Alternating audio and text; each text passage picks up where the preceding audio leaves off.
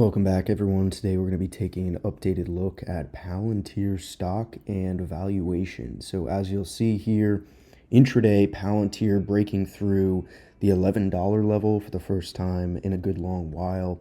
Here's the daily chart with the stock pretty much up against previous resistance of all the way back in August of last year. This is off of the back of the Q1 earnings report, surprise profitability, getting some momentum going on the back of optimism on the AIP product, beating top and bottom line, and ultimately breaking out of this downtrend that we've seen pretty much since February of 2021. So I have some levels here just on the chart, just that I'm watching, but I want to talk to you about the fundamentals today. And I've updated my Palantir valuation model, tweaked it a little bit, and want to discuss what I'm thinking currently at this point.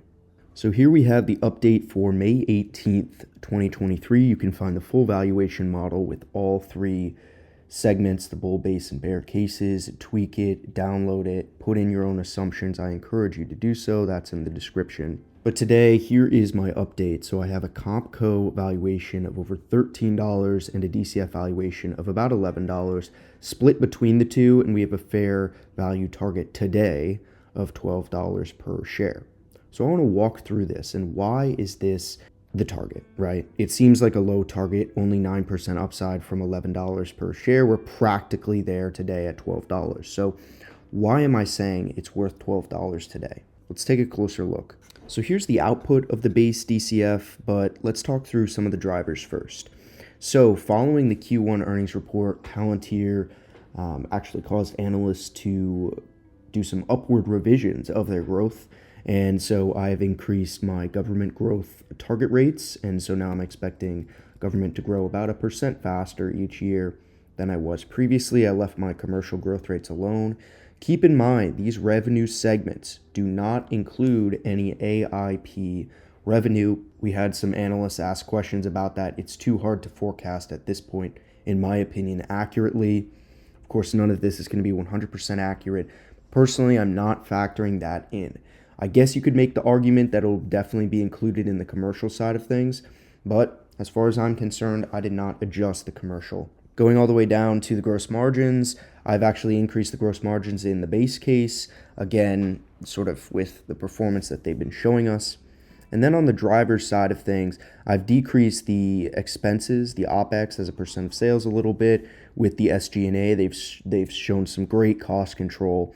I left the R&D the same and didn't really tweak anything else here. Tax rate might be a little higher because they're earning more money than I expected, but I'll leave it there. And just wanted to also mention on the weighted average cost of capital, which is the discount rate. If you have a lower discount rate, that's a higher present value today. However, if you actually look at the risk-free rate, the 10-year treasury has actually increased since the last time I did this valuation. So that means the weighted average cost of capital has increased, which hurts the valuation a little bit. But it's worth noting that I do believe rates will come down in the next 1 to 2 years. And when that happens, it's going to be a significant boost to long duration names such as Palantir. Can't factor that in yet because it hasn't happened, but I believe it will. I could show you sort of what that means in a moment, but I just want to hit on the relative valuation first. So I went through and updated with this comp set that I've discussed in a previous video, the current enterprise value and revenue of these names, and it looks like they have certainly appreciated in a way that benefits Palantir in this way of looking at things. So Palantir currently trades at an 8 times next year's revenue multiple, and I believe based on their financials, they should be trading the 65th percentile, which means that would be a 10 times. So an extra 2 turns in EV to rev.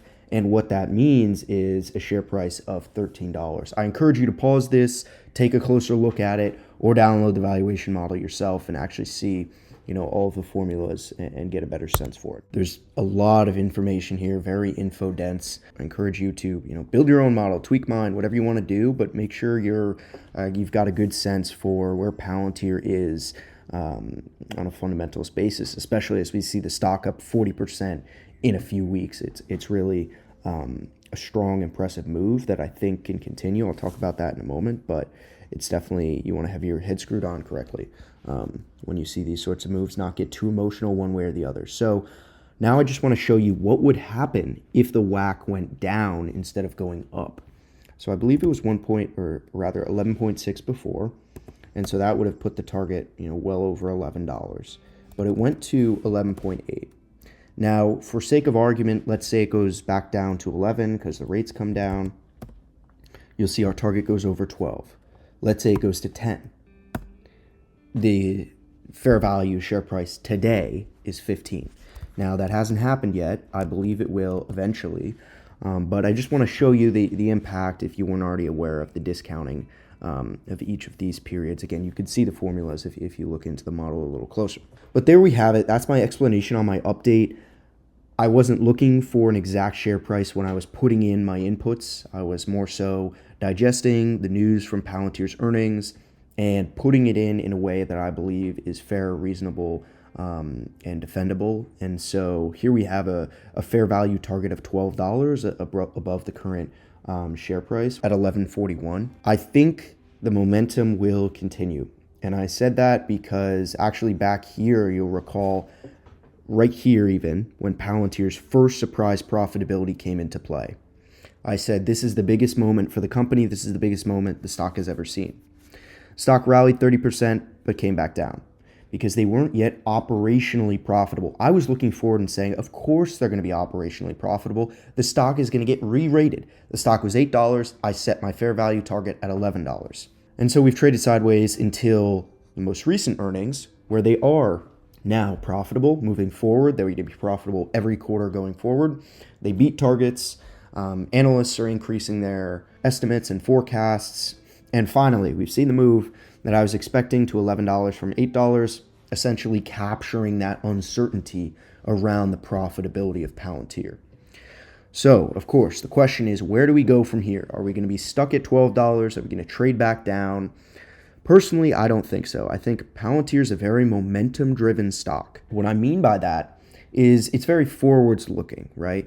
We saw the stock collapse from $30, really not that long ago, down to practically under $6, an 80% move in under 500 days. And so that was because the growth was deteriorating, essentially.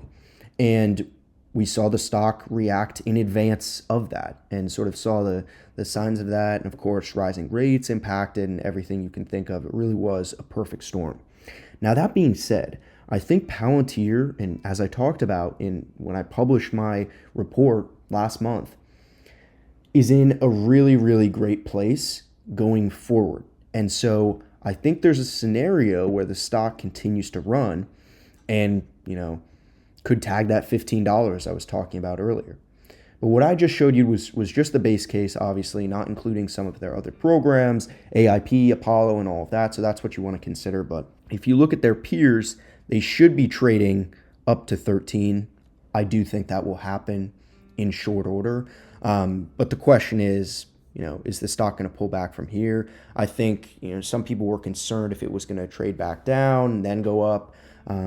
I wasn't sure if it was going to fill this gap, but it just left it. That's all technical. I do think there's a scenario where Palantir just keeps going, goes straight to 14, 15. I'm not saying to make any moves based on this guess, but I think, once the momentum gets going, Palantir, very much a retail held name, and with ARK Invest back in it, there could be some people looking to make a quick buck, and I wouldn't be too surprised to see the stock keep moving.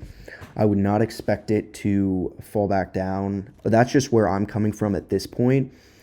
And could we see $20 in the next 2 years? I do think it's not out of the realm of possibility. Probably longer than that. Profitability and S&P 500 inclusion, those are significant catalysts. I think the $15 level with rates coming down is more so where I see the stock going in the next 2 years. Probably less than that. Could be the next 2 days. I don't know. That all to say, I think if you're interested in Palantir and haven't completed your position, I wouldn't say rush in and buy right now, but I would say with some urgency that this is a very momentum driven stock, and make your own decision. But I personally would not be surprised to see it moving higher, even after these two strong moves, because if we look back all the way, when was the last time Palantir cleared $11? Well, let me show you what happened when that occurred. Of course, completely different scenario, right? Completely different. But the last time Palantir cleared $12, it ran 300%. Even if you want to take the 45 out of it, it ran 200%.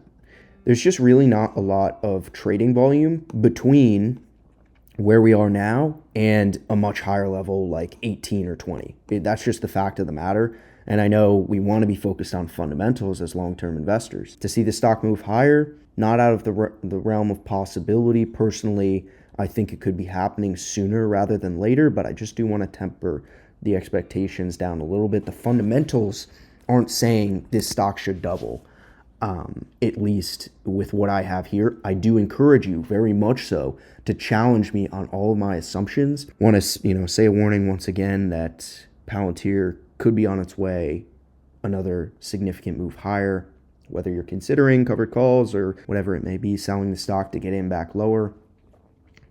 I think I'd say consider that a little more before you do it.